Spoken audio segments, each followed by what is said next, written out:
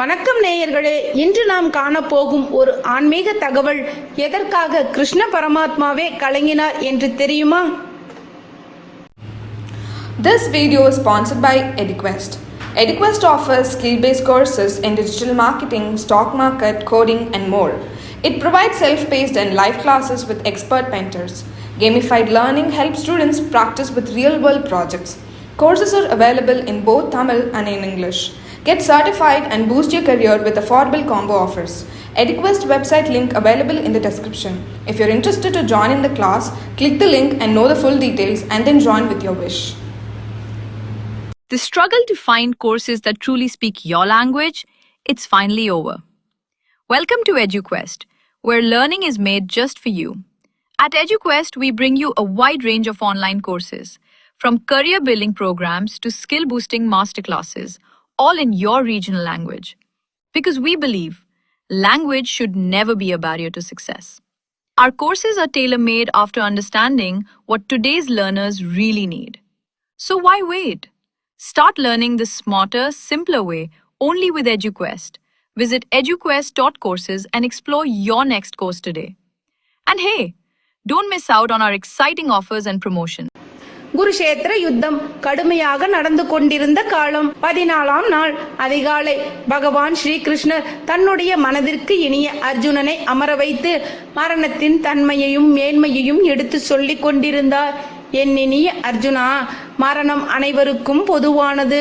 ஒருவன் பிறந்த அன்றே அவனுடைய இறக்கும் நாளும் நிச்சயிக்கப்பட்டு விடுகிறது. ஒவ்வொருவனும் ஒவ்வொரு நாளும் மரணத்தை நோக்கித்தான் அடியெடுத்து வைத்துக் கொண்டிருக்கிறான். மரணத்தை யாராலும் தவிர்க்க முடியாது, மரணத்தை யாராலும் வெல்லவும் முடியாது. உடம்பிற்குத்தான் மரணம், ஆன்மாவிற்கு அல்ல. மரணத்திற்காக வருத்தம் கொள்வதில் பயன் இல்லை என்று சொல்லி பல உதாரணங்களுடன் விளக்கியவர் இறுதியில் கேட்டார், இன்றைய பாடத்தில் என்ன தெரிந்து கொண்டாய்? அதற்கு அர்ஜுனன் சொன்னான், மரணத்தை கண்டு பயப்படக்கூடாது, வருத்தப்படக்கூடாது என்று தெரிந்து கொண்டேன் சுவாமி என்றார். சரி, வா யுத்தகலத்திற்கு புறப்படலாம் என்று சொன்ன கிருஷ்ணர் சங்கை எடுத்து ஊதினார்.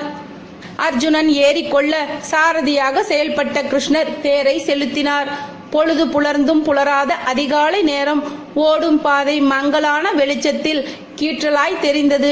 சற்று தூரம் சென்றவுடன் ஓடும் பாதையில் கிடந்த சடலம் ஒன்றை பார்த்தவுடன் கிருஷ்ணர் தேரை நிறுத்தினார். அர்ஜுனனும் அதனை கண்ணுற்றான்.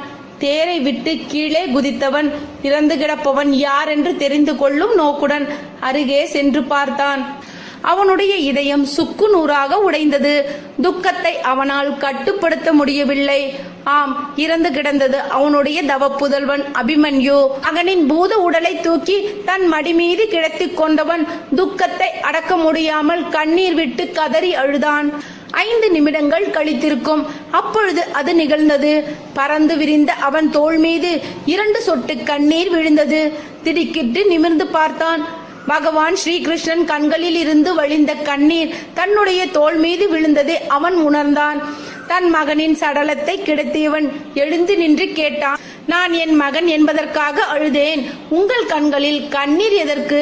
எதற்காக நீங்கள் கலங்குகின்றீர்கள் என்றான். பகவான் சலனமற்று பொறுமையாக சொன்னார், உன் மகனுக்காக நான் கலங்கவில்லை. இப்படி நடக்கும் என்று தெரிந்துதான் இன்று அதிகாலை உனக்கு நான் மரணத்தை பற்றி போதித்தேன். என் போதனைகள் அனைத்தும் வீணாகி விட்டது பார்த்தாயா? அதற்காகத்தான் வருந்துகிறேன் என்றார். இந்த தகவல் உங்களுக்கு பிடிச்சிருந்தா எங்களோட சேனலை சப்ஸ்கிரைப் பண்ணுங்க, லைக் பண்ணுங்க, ஷேர் பண்ணுங்க. உங்க கமெண்ட்ஸை எங்களுக்கு மறக்காம போஸ்ட் பண்ணுங்க. நன்றி நேயர்களே.